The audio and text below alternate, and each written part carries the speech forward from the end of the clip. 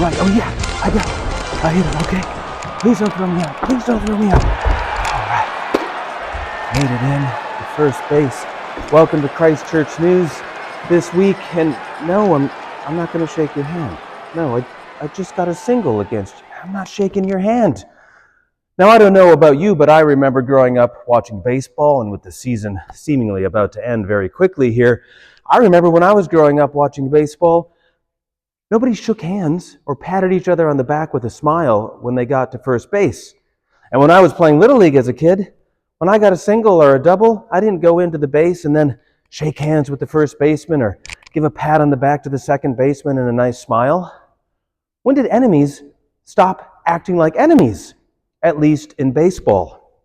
Well, even though I'm still a little bit uncomfortable every so often watching my team get to first base and shake hands with the other team and give each other a smile, and while I may like to hear the announcer say, well, we never did that when I was playing professional baseball, I have to rethink those kind of gut reactions of why don't enemies act like enemies any longer?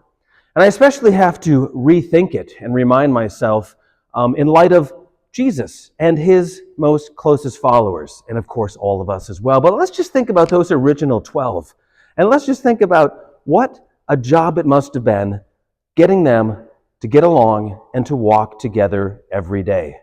Some fishermen, a tax collector. Everybody in the group would not have liked the tax collector, and I'm sure Matthew felt that heat every day.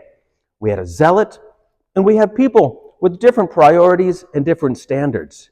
I think there's a very specific reason that Jesus called those very different people to come together in a tight-knit group, to live together, to walk together, and ultimately, after his death and resurrection, to work together.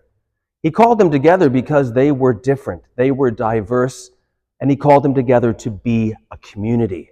In other words, he knit together people who would not have necessarily wanted to be that close to each other. Jesus was the person who kind of introduced us to getting to first base, shaking hands with the person. Now, of course, you're going to continue to play and do your job, but that doesn't mean that you have to be an actual enemy to that person with a mean look on your face and frustration all over you. Jesus calls us to bridge gaps. We call it reaching across the aisle these days.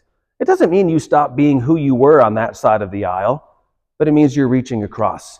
Like that person getting a single at first base, reaching across the aisle just for a moment to greet the person who he's playing against. We see it in Jesus' closest followers. And as we approach All Saints Sunday this week, we see it in the great company of heaven. That's at least what we're calling it for our heavenly bracket here at Christ Church with our saintly competition. If we look at the great pantheon of those who have followed Christ throughout the ages, we're not going to see people who look exactly alike, who think exactly alike, or who say the same things, or who say the same thing in the same way. We are going to see a beautiful company of people knit together. Knit together by what? Well, of course, by the love of God, which bridges all gaps, which reaches across all aisles. And so this is something big for us to think about and to ponder this week. Yes, of course, with our general election happening as well.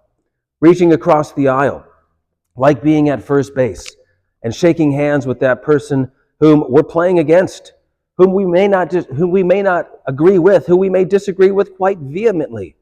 We are knit together no matter what by the love of God, which bridges all of the gaps in our lives. I'll see you next week.